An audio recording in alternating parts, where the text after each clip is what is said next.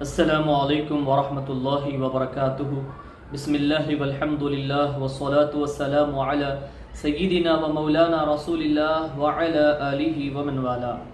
اللہم صلی علی سیدنا و مولانا محمد وعلی آل سیدنا و مولانا محمد وبارک وسلم۔ ناظرین و سامعین اکرام، سلسلہ وار اربعین نووی کا جو میں نے آغاز کیا ہے، امام نووی رحمۃ اللہ علیہ کی مختصر سی حدیث کی کتاب ہے جس میں آپ نے 40 احادیث کو جمع کیا ہے۔ اسی مناسبت سے اس کو اربعین نووی کے نام سے یاد کیا جاتا ہے، یہ اسی نام سے مشہور ہے، جس کا تذکرہ اور مختصر سا تعارف میں نے پہلی حدیث میں کر دیا ہے۔ تو آج ہم الحدیث الثانی یعنی کہ دوسری حدیث میں آپ کے سامنے پڑھوں گا، اس کا ذکر کروں گا اور اس کا ترجمہ مفہوم مختصر سی وضاحت تشریح میں آپ کے سامنے رکھوں گا۔ آئیے میں اس کا آغاز کرتا ہوں۔ حدیث پاک کیا ہے؟ ان عمر رضی اللہ عنہ ایضا، یہ حدیث بھی حضرت سیدنا عمر بن خطاب رضی اللہ تعالیٰ عنہ سے ہی روایت ہے۔ قال بینما نحن عند رسول اللہ صلی اللہ علیہ وآلہ وسلم ذات یوم، ایک دن ہم رسول اللہ صلی اللہ علیہ وآلہ وسلم کے پاس بیٹھے ہوئے تھے۔ اذ طلع علینا رجل، تو اسی اسنا میں ایک شخص وہاں پر اچانک آ گئے، وہاں پر نمودار ہوئے۔ شدید بیاض ثیابی، بہت زیادہ سفید کپڑے والے، وائٹ، بہت ڈارک وائٹ کلر کے انہوں نے جو ہے کپڑے پہنے ہوئے تھے۔ ان کی کیفیت بتا رہے ہیں کہ وہ جو شخص آئے تھے اچانک وہ کیسے تھے، ان کا حلیہ کیسا تھا، وہ بیان کر رہے ہیں۔ حضرت عمر بن خطاب رضی اللہ تعالیٰ عنہ بیان کر رہے ہیں۔ ان کے کپڑے بہت زیادہ سفید تھے، شدید سواد الشعر، اور ان کے بال جو ہے بہت زیادہ کالے تھے، بلیک کلر کے ہیئرز تھے ان کے۔ لا یرا علیہ اثر السفر، اور ان پر سفر کا کوئی اثر ظاہر نہیں تھا۔ مطلب یہ ہے کہ پتہ نہیں وہ کتنی دور سے آ رہے ہیں، کہاں سے آ رہے ہیں، سفر کا اثر ظاہر نہیں ہو رہا تھا، نظر نہیں آ رہا تھا۔ کا مطلب یہ ہے کہ کوئی تھکاوٹ ہو جاتی، جیسے انسان کتنی دور سے آ رہا ہے کسی سے ملاقات کرنے کے لیے، وہ تھکا ماندہ ہوتا ہے۔ تو ان کے اوپر جو شخص آئے تھے، ایک تو کپڑے بہت زیادہ وائٹ تھے، ان کے سفید کپڑے تھے اور بہت زیادہ کالے بال تھے، اور ان پر سفر کے کوئی اثرات ظاہر نہیں ہو رہے تھے، کوئی تھکاوٹ ان کے اوپر نظر نہیں آ رہی تھی۔ وَلَا يَعْرِفُ مِنَّا أَحَدٌ، اور ہم میں سے جتنے صحابہ وہاں پر بیٹھے تھے، ہم میں سے انہیں ایک بھی نہیں جانتا تھا، کوئی بھی ان کو جو ہے نہیں پہچانتے تھے۔ حتی جلس الی النبی صلی اللہ علیہ وآلہ وسلم، یہاں تک کہ وہ ہمارے آقا ہمارے نبی صلی اللہ علیہ وآلہ وسلم کے بہت زیادہ قریب ہو کر بیٹھ گئے، قریب ہو کر وہ بیٹھ گئے۔ فاسند رکبتیہ الی رکبتیہ، اپنے گھٹنوں کو، جو گھٹنے ہوتے ہیں ان گھٹنوں کو وہ نبی صلی اللہ علیہ وآلہ وسلم کے گھٹنوں سے ملا کر بیٹھ گئے۔ اب مطلب اس کا میں آپ کو منظر کشی کے طور پہ بتا دوں کہ جس طرح سے ہم قاعدے میں بیٹھتے ہیں، تشہد میں بیٹھتے ہیں، تو ہم کس حالت میں بیٹھتے ہیں؟ ہمارے گھٹنے جو ہے یہ اس طرح سے یعنی کہ آگے کی طرف ہوتے ہیں، اور ہمارے جو پیر ہوتے ہیں ٹخنے وہ پیچھے کی طرف ہوتے ہیں، تشہد آپ سمجھتے ہیں۔ تو وہ بھی اسی طرح بیٹھ گئے، اور جب وہ ایسے بیٹھے تو اپنے گھٹنوں کو آقا صلی اللہ علیہ وسلم کے گھٹنوں سے ملا کر بیٹھے۔ اس کے بعد پھر حضرت عمر بیان کرتے ہیں وَوَضَعَ كَفَّيْهِ عَلَى فَخِذَيْهِ، اور انہوں نے اپنے ہتھیلیوں کو، اپنی ہتھیلیاں جو ہوتی، یہ جو ہتھیلیاں ہیں اپنی، یہ ہتھیلیوں کو اپنے رانوں پر رکھ لیے، اپنی ہی رانوں پر رکھے، وہ گھٹنے ملائے آقا صلی اللہ علیہ وسلم کی گھٹنوں سے، اور اپنی ہتھیلیوں کو اپنی رانوں پر رکھ لیے۔ جیسے ہم تشہد میں بیٹھتے ہیں تو اپنی رانوں پر کیسے ہم اپنی دونوں ہاتھوں کو، ہتھیلیوں کو رکھ لیتے ہیں، اسی طرح انہوں نے بھی اپنی ہتھیلیوں کو اپنے دونوں رانوں پر رکھ لیا۔ اس کے بعد میں بیان کرتے ہیں وقال یا محمد صلی اللہ علیہ وسلم، وہ کہتے ہیں کہ محمد صلی اللہ علیہ وسلم اخبرنی عن الاسلام، مجھے اسلام کی خبر دیجیے، اسلام کے بارے میں بتائیے، اسلام کیا ہے، اس کی حقیقت کیا ہے، اصل اسلام کیا ہے، وہ آپ مجھے بتائیے۔ فقال رسول اللہ صلی اللہ علیہ وآلہ وسلم، اب آقا صلی اللہ علیہ وسلم ان کا جواب دیتے ہیں جو پوچھنے والے ہیں۔ الاسلام، اسلام یہ ہے کہ ان تشہد اللہ الہ الا اللہ، اسلام یہ ہے کہ تم اس بات کی گواہی دو کہ اللہ کے سوا کوئی معبود برحق نہیں، صرف اللہ ہی معبود ہے۔ وَأَنَّ مُحَمَّدَ رَسُولُ اللَّهِ صلی اللہ علیہ وآلہ وسلم، اور بے شک محمد صلی اللہ علیہ وآلہ وسلم اللہ کے رسول ہیں۔ اس کو شہادتین کہتے ہیں، یہ جو کلمہ موجود ہے شہادتین کہتے ہیں، اس میں دو شہادتیں ہیں، شہادت اور اس کی تثنیہ شہادتین، ایک شہادت وحدانیت کی گواہی دینا ہے، اللہ کے سوا کوئی معبود نہیں، اللہ عبادت کے لائق ہے، وہ ایک ہے، اور دوسری شہادت رسالت کی، یعنی کہ محمد صلی اللہ علیہ وآلہ وسلم اللہ کے سچے رسول ہیں۔ اس کے بعد میں پھر بیان کرتے ہیں، آقا علیہ الصلوۃ والسلام نے فرمایا وَتُقِيمَ الصَّلَاةَ، اور نماز قائم کرنا۔ نماز قائم کرنے کا مطلب یہ ہے کہ نماز پابندی کے ساتھ 5 وقت کی جو فرض نمازیں ہیں ان نمازوں کو پابندی کے ساتھ پڑھنا، اس کو کہتے ہیں نماز قائم کرنا۔ وَتُؤْتِيَ الزَّكَاةَ، اور زکوٰۃ ادا کرتے رہنا، یعنی کہ زکوٰۃ جو صاحب نصاب ہیں، جو صاحب نصاب بن گئے، وہ ہر سال اپنے مال سے زکوٰۃ نکالتے رہنا، اس کا 2.5%، اپنی مال کا 2.5%، 2.5 زکوٰۃ کا حصہ نکالنا۔ وَتَصُومَ رَمَضَانَ، اور ہر سال رمضان شریف کے مکمل روزے رکھنا۔ رمضان شریف کے روزے یہ فرض ہیں، مکمل طور پر رمضان شریف کے روزے رکھنا۔ وَتَحُجَّ الْبَيْتَ، اور اللہ تعالیٰ کے گھر کعبۃ اللہ شریف کا حج کرنا، ان استطعت الیہ سبیلا، اگر تم اس راستے کی طرف استطاعت رکھتے ہو، یعنی کہ اس دور میں تو سواریوں پر جاتے تھے، اتنا لمبا سفر اگر نہیں ہو سکتا تو کوئی بات نہیں، کچھ ذریعہ نہیں ہے، سواری نہیں ہے جانے کا، تو اب اس دور میں سہولتیں بہت زیادہ ہیں، مگر کمی ہے تو وہ روپیے پیسوں کی کمی ہے۔ پیسے اگر کسی کے پاس نہیں، اس دور کے اعتبار سے میں اس حدیث کی وضاحت کر دوں کہ استطاعت آپ کے پاس نہیں ہے، اتنا زیادہ آپ کے پاس پیسہ نہیں ہے لاکھوں روپے خرچ کر کے آپ حج کو جا سکیں، تو آپ کے اوپر جو ہے حج وہ معاف ہے، لیکن استطاعت ہے، آپ کے پاس اتنا پیسہ آ گیا کہ آپ حج کر سکتے ہیں، اس کے باوجود بھی اگر آپ حج نہیں کرتے ہیں تو پھر آپ ایک فرض کو چھوڑ رہے ہیں، آپ گنہگار ہو سکتے ہیں، اس کے بارے میں آپ سے پوچھا جائے گا، کیونکہ یہ اسلام کا ایک رکن ہے۔ اسلام کے 5 ارکان ہیں، بنی الاسلام علی 5، اسلام کی بنیاد 5 چیزوں پر ہے، اسلام کے ارکان 5 ہیں، تو اس میں سے کلمہ پڑھنا ہے، نماز قائم کرنا ہے، زکوٰۃ دینا ہے، روزے رکھنا ہے، حج کرنا ہے، اور یہ اسلام کا حصہ، اہم حصہ ہے، تو اسی سے متعلق بیان کیا گیا کہ اگر استطاعت ہو اس راستے کی طرف، یعنی حج کرنے کی استطاعت ہو تم حج کرو۔ استطاعت کا لفظ یہاں پر استعمال کرنا ضروری اور لازم تھا آقا صلی اللہ علیہ وسلم کی طرف سے، اور بلکہ یہ اللہ تبارک و تعالیٰ کی طرف سے، اس لیے استطاعت کا لفظ یہاں پہ استعمال کیا گیا ہے۔ قال صدقتا، جو پوچھ رہے تھے آقا صلی اللہ علیہ وسلم سے اسلام کیا ہے بتائیے، جب آقا صلی اللہ علیہ وسلم نے جواب دیا کہ یہ اسلام ہے، یہ اسلام کی خوبصورتی، اسلام میں یہ چیزیں فرائض ہیں، اس پر عمل کرنا ضروری لازم ہے، جب وہ جواب سن لیا، قال صدقتا، فرماتے آپ نے سچ کہا، آپ نے سچ کہا، یعنی پوچھ بھی رہے ہیں، پوچھ کر کہتے ہیں سچ کہا۔ فعجبنا لہ، حضرت عمر رضی اللہ عنہ کہتے ہیں کہ ہم کو ان پر تعجب ہوا، ہم تعجب میں پڑ گئے، یسألہ ویصدقہ، پوچھ بھی رہے ہیں اور تصدیق بھی کر رہے ہیں۔ آپ کسی سے سوال کیے تو آپ کو جواب نہیں معلوم ہوتا تب آپ سوال کرتے ہیں، یا آپ کو جواب معلوم ہوتا ہے تب، جب نہیں معلوم ہوتا تب ہم سوال کریں گے، لیکن ایسا لگ رہا تھا جب وہ پوچھ رہے تھے ان کو جواب معلوم ہے، کہ دیکھ رہے تھے کہ ان کو یہ جواب معلوم ہے، یعنی یا کسی سے آزمانے کے لیے ہم پوچھتے ہیں، یا جو ہے ہم کو جواب میں اطمینان مل جاتا ہے، تب ہم یہ کہتے ہیں صدقتا، آپ نے سچ کہا ہے۔ تو وہ بھی یہ کہتے ہیں کہ آپ نے سچ کہا، تو حضرت عمر رضی اللہ عنہ کہتے ہیں کہ ہم کو تعجب ہوا کہ پوچھتے بھی ہیں اور تصدیق بھی کرتے ہیں۔ قال فاخبرنی عن الایمان، اب باری آتی ہے ایمان کی، کہتے ہیں مجھے ایمان کی خبر دیجیے، ایمان کے بارے میں بتائیے۔ قال ان تؤمن باللہ، ایمان یہ ہے کہ اللہ پر ایمان لاؤ، اللہ کو ایک مانو، اللہ کی عبادت کرو، اللہ کے علاوہ کسی کو معبود نہ مانو، عبادت صرف اللہ تعالیٰ کے لیے ہے، کوئی معبود نہیں، کسی کی عبادت نہیں ہو سکتی، یہ اللہ تعالیٰ کی، اور یعنی کہ تمام چیزوں پر اللہ تبارک و تعالیٰ کی قدرت پر ایمان لانا، اس کے احکامات کو ماننا۔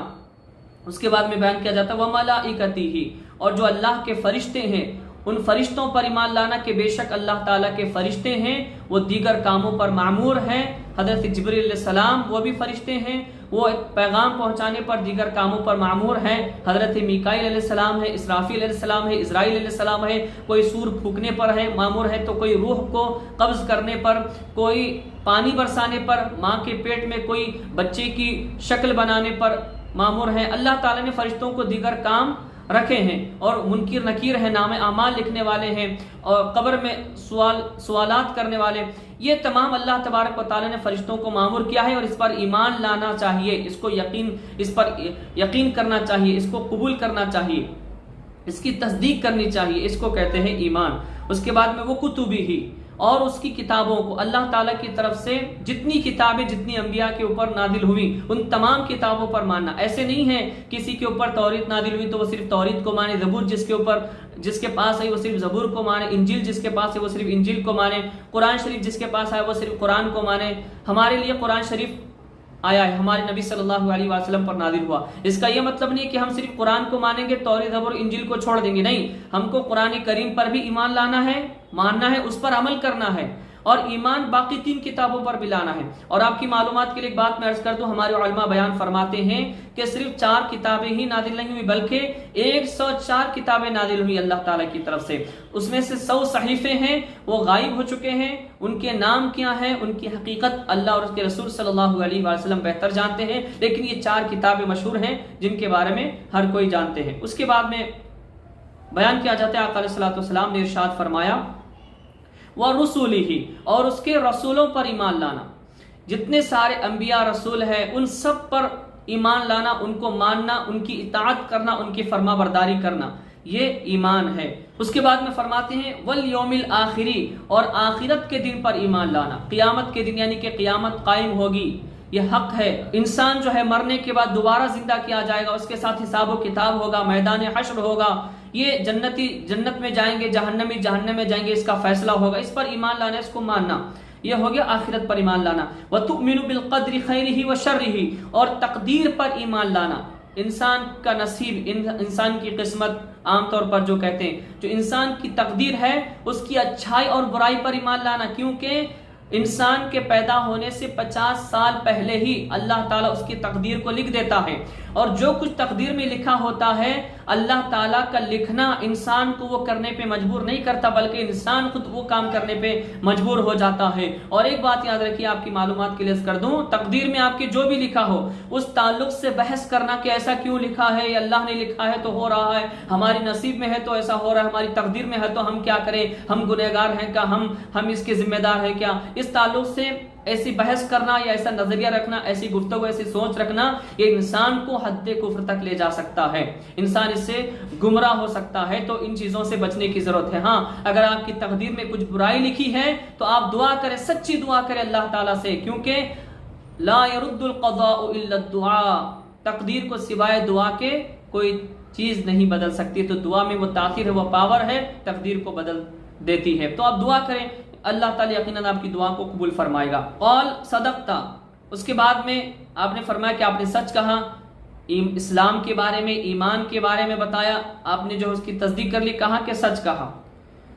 قال اخبرنی عن الاحسان، اب وہ کہتے ہیں مجھے احسان کے بارے میں بتائیے، احسان کی خبر دیجئے کہ احسان کیا ہے۔ قال ان تعبد اللہ کأنک تراہ، تم اللہ کی عبادت ایسے کرو جیسے اسے دیکھ رہے ہو۔ اب بھئی یہ امپاسبل ہے ہمارے لیے، وہ ہمارے نبی صلی اللہ علیہ وآلہ وسلم نے جو حقیقی معنی میں اللہ تعالیٰ کا دیدار کیے ہیں، اللہ تعالیٰ کو دیکھے ہیں، یہ لیکن سب کے لیے پاسبل نہیں ہے، ہم اللہ تعالیٰ کو نہیں دیکھ سکتے۔ تو ایک اور یہاں پر آفر ہے کہ اللہ کی عبادت ایسی کرو، ان تعبد اللہ کأنک تراہ، اللہ کی عبادت ایسی کرو جیسے تم اس کو دیکھ رہے ہو۔ آگے بیان کیا جاتا ہے فَإِن لَمْ تَكُنْ تَرَاهُ فَإِنَّهُ يَرَاكَ، یا یہ عقیدہ رکھ لو، یہ یقین رکھ لو کہ وہ تم کو دیکھ رہا ہے۔ اللہ کی عبادت ایسی کرو، نماز ایسی پڑھو، روزہ ایسا رکھو، زکوٰۃ ایسی دو، قیام ایسا کرو، تمام نیک اعمال عبادات ایسے کرو کہ گویا اللہ جیسے تم اللہ کو دیکھ رہے ہو، یا نہیں تو تم اللہ کو نہیں دیکھ سکتے، اتنا یقین کر لو کہ اللہ تم کو دیکھ رہا ہے۔ اس کا مطلب یہ ہے کہ ہم جو بھی اعمال کریں گے اللہ کے لیے کریں گے، اللہ کو دکھانے کے لیے کریں گے، یہ ہوتا ہے احسان، اور اس کا بدلہ اللہ تعالیٰ دیتا ہے۔ احسان کا مطلب ہوتا ہے بدلہ دینا۔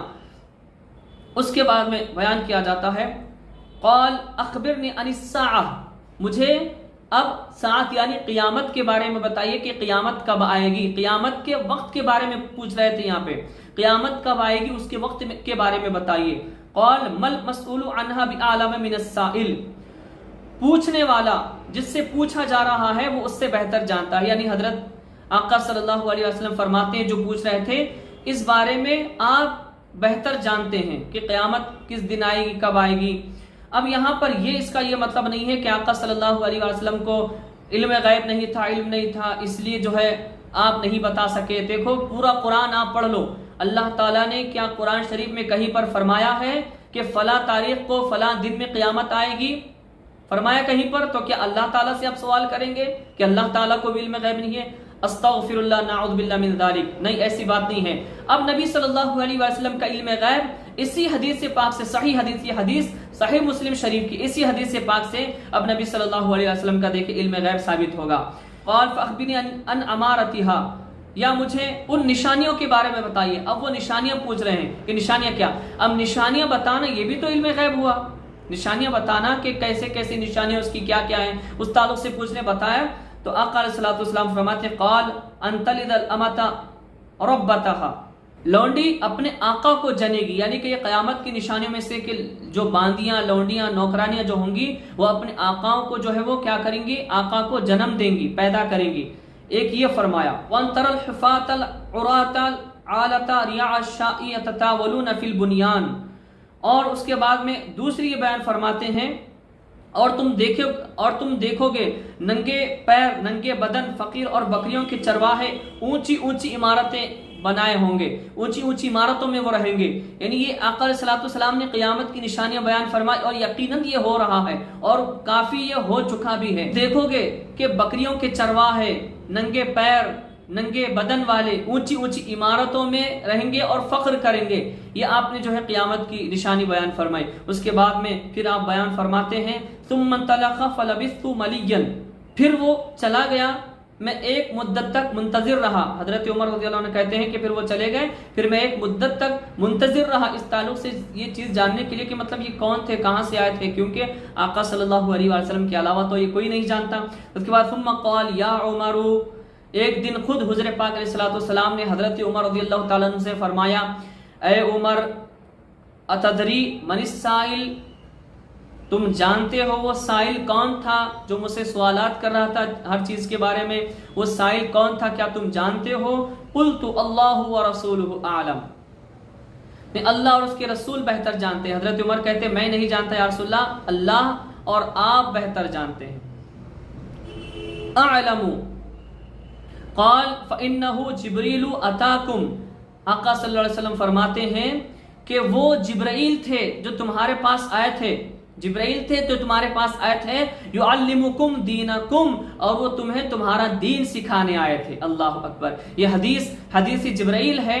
اس حدیث میں اجمالی طور پر مکمل دین بیان کر دیا جا چکا ہے، اسی لیے آقا صلی اللہ علیہ وسلم نے بیان فرمایا ہے کہ تمہیں تمہارا دین سکھانے آئے تھے۔ اور دین کے 3 مراتب ہیں، دین کے 3 مراتب ہیں، 3 اہم درجے ہیں، اس میں سے ایک ہے اسلام، اور اس میں سے ایک ہے ایمان، اور ایک ہے احسان۔ یہ دین کے اہم حصے ہیں۔ تو یہ حدیث جبرائیل تھی جو صحیح مسلم شریف میں ہے، اور یہ امام نووی رحمۃ اللہ علیہ نے اس حدیث کو اپنی کتاب اربعین نووی میں دوسری حدیث کے اعتبار سے لائے ہیں۔ اللہ کی بارگاہ میں دعا کرتے ہیں کہ مولا تعالی ہم سب کو صحیح معنی میں احادیث سمجھنے، سمجھانے اور اس پر عمل کرتے رہنے کی توفیق عطا فرما۔ اللہ تبارک و تعالی ہمیں احادیث سے فیوض و برکات حاصل کرنے کی توفیق عطا فرما۔ آمین ثم آمین بجاہ نبی سید المرسلین طہ و یاسین۔